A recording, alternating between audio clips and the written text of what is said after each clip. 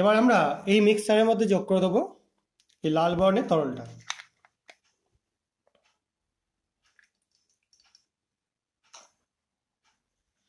দেখো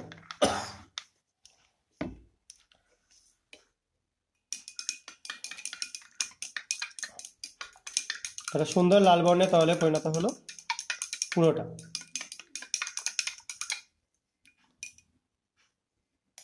এবার এটার মধ্যে আমরা যোগ করে দেবো আরো একটা অন্য মিক্সচার।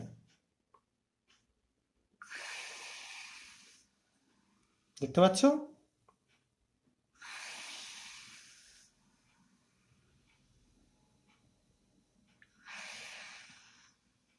তো এই মিক্সচারটা যোগ করার সঙ্গে সঙ্গে তীব্রভাবে বিক্রিয়া হচ্ছে এবং কিছু মেটেরিয়ালের মিশ্রণ তৈরি হচ্ছে। এবার দেখো